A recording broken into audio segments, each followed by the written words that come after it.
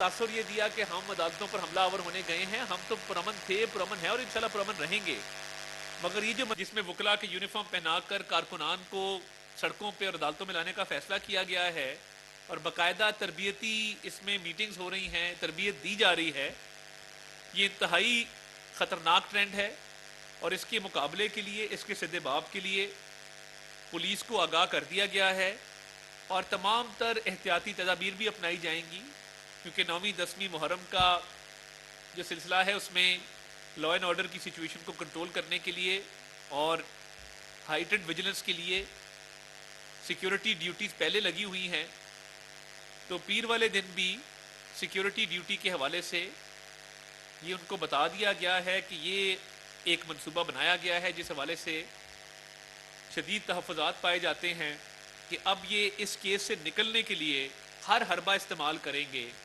کہ کسی طریقے سے توشہ خانہ کا جواب نہ دینا پڑے، باقی جو ہو سکے گا یہ کریں گے۔ اور میں بڑا حیران ہوں کہ آپ اتنی بڑی بڑی باتیں کرتے ہیں، روز جھنڈے لگا کے قوم سے خطاب بھی فرماتے ہیں اور روز سوشل میڈیا پر بھی اتنے بڑے بڑے دعوے کرتے ہیں، بٹ جب توشہ خانہ کی چوری کی باری آتی ہے آپ کی زبان بند ہو جاتی ہے، آپ کو دیوار کے ساتھ کھڑا تار نظر آتا ہے، آپ کو ہائی کورٹ جانا یاد آ جاتا ہے، سپریم کورٹ جانا یاد آ جاتا ہے۔ کاش جب آپ نے یہ تحفے چوری کیے تھے، بلیک مارکیٹ میں فراگوگی کے ذریعے بکوائے تھے، کروڑوں اربوں روپیہ آپ ہڑپ کر گئے تھے اور ڈکلیئر بھی نہیں کیا تھا، تب آپ کو یاد آتا کہ تب بھی قوم کو خطاب کر کے بتاتے کہ جی یہ ہمارے قسم ہے، یہ ہم کام کرنے جا رہے ہیں۔ اس لیے توشہ خانہ کا حساب دینا ہوگا، ایک ایک پائی جو اس قوم کی انہوں نے اپنی جیبوں میں ڈالی اور انہوں نے قومی ایک جو اہم ذمہ داری ان کو دی گئی تھی اس سے انحراف کیا اور امانت میں خیانت کی۔ یہ تمام تر جو الزامات ہیں یہ اب ثابت ہو چکے ہیں اور ان کے پاس صفائی میں کہنے کے لیے کچھ نہیں ہے، اس لیے عدالتوں سے راہ فرار اختیار کر کے بہانے لگا کے تو یہ کوشش کر رہے ہیں کہ کسی طریقے سے ہم اس کیس سے بچ جائیں۔ یہ آپ لوگوں کو وکلا کی یونیفارم پہنا دیں، آپ سپریم کورٹ ہائی کورٹ جا کے سٹے کی اپلیکیشنز ڈالیں، ٹرائل کورٹ کا سامنا نہ کریں، فوجداری قانون کے مطابق غیر حاضری ملزم کے فائدے میں نہیں ہوتی، ان تمام باتوں کا آپ کو نقصان ہوگا۔ اور اگر عدل و انصاف اس ملک میں ہے تو پھر جس طریقے سے کوئی بھی ملزم عدالت میں 342 کا بیان ریکارڈ کرواتا ہے، آپ کو بھی یہ ریکارڈ کروانا پڑے گا، آپ اسے بچ نہیں سکتے۔ درخواست آتی ہے اور وہ درخواست منظور کر لی جاتی ہے۔ میں یہ سمجھنے سے قاصر ہوں کہ یہ کتنے ملزمان ہیں جن کو یہ سہولت میسر ہے کہ وہ حاضری معافی کی درخواست دیں اور وہ حاضری معافی کی درخواست فوری طور پہ منظور بھی ہو جائے اور اس پہ ان کو رعایت دے دی جائے، ان سے رعایت برتی جائے۔ یہ امر بڑا افسوسناک ہے کہ جب کسی پاکستانی شہری کا کیس لگا ہو تو وہ پیش بھی ہوتے ہیں، وہ پیش نہ ہوں تو ان کو سزا بھی ملتی ہے۔ تو یہ بات سمجھ میں نہیں آ رہی کہ اتنی نرمی کیوں برتی جا رہی ہے، اور یہ نرمی اگر برتی جا رہی ہے تو اس کا نتیجہ کیا نکلے گا، اور کیا یہ رعایت، یہ پیشکش پاکستان کے تمام ملزمان کو حاصل ہے کہ جس کیس میں بھی وہ مطلوب ہوں، جس کیس میں بھی ان پہ الزام ہو تو وہ حاضری معافی کی درخواست دیں اور فی الفور حاضری معافی کی درخواست منظور کر لی جائے۔ روز ان کے وکلا کے گارنٹی پہ گارنٹی دیتے ہیں۔ خدا کی شان ہے کہ یہ لوگ مذاق اڑاتے تھے میاں نواز شریف کے ایفیڈیوٹ کا، تو آج خود عدالت میں ایفیڈیوٹ دے کے اٹھے ہیں کہ سوموار والے دن عمران نیازی عدالت اس کی سٹیٹمنٹ ریکارڈ کروائیں گے۔ توشہ خانہ کا کیس بڑا اوپن اینڈ شٹ کیس ہے جس کے اندر مزید نہ تفتیش کی گنجائش ہے، نہ گواہان کے بیانات قلم بند کرنے کی گنجائش ہے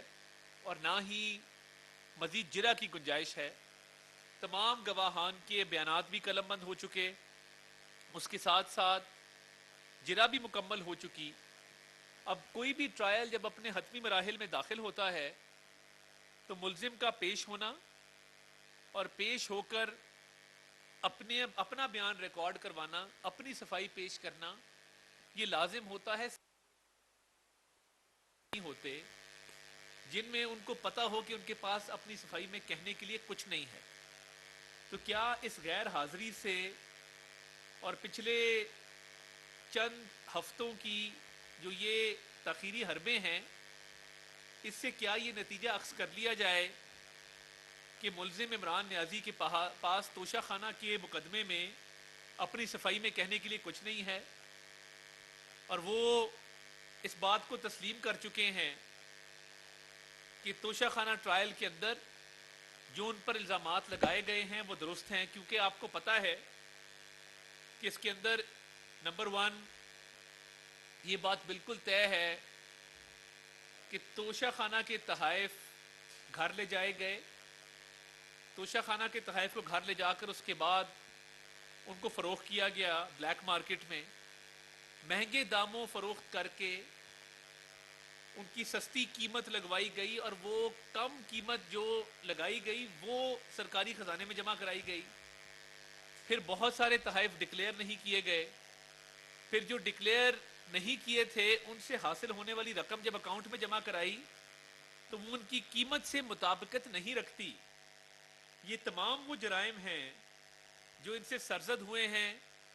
اور ان جرائم کا کوئی نہ کوئی جواب تو ہوگا. ان کی غیر حاضری سے لگتا یہ ہے کہ ان کے پاس جواب دینے کو کوئی نہیں ہے، اور وہ کبھی سپریم کورٹ بھاگتے ہیں، کبھی ہائی کورٹ بھاگتے ہیں. ابھی بھی ہائی کورٹ میں وہ تھوڑی دیر بعد سماعت کا آغاز ہونا ہے. میں یہ سمجھنے سے قاصر ہوں کہ یہ ٹرائل کورٹ کا کیس ہے، تو یہ وہی حربے استعمال کیے جا رہے ہیں جو فورن فنڈنگ کیس میں اپنائے گئے تھے کہ سٹے آرڈر لے لو، دائرہ اختیار کو چیلنج کر دو اور 6 سال گزار دو مگر اس کا فیصلہ نہیں آنا چاہیے. یہ وہی تاخیری حربیں ہیں، یہ حاضری معافی کی درخواستیں. جو بڑی خبر میں آپ کو دینے جا رہا ہوں وہ ایک منصوبہ بندی کی ہے کہ تحریک انصاف نے ایک میٹنگ کر کے اس بات کا فیصلہ کیا ہے کہ وہ اپنے کارکنان کو وکلا کے یونیفارم میں عدالتوں اور سڑکوں پر لائیں گے. اس حوالے سے ان کی ایک خاتون ایم پی ایس سمابیہ کو یہ ٹاسک دیا گیا ہے کہ وہ خواتین کارکنان کی ٹریننگ کریں گی، ان کو تربیت دیں گی کہ انہوں نے بطور وکلا کے کیسے ایکٹ کرنا ہے، کیسے چلنا پھر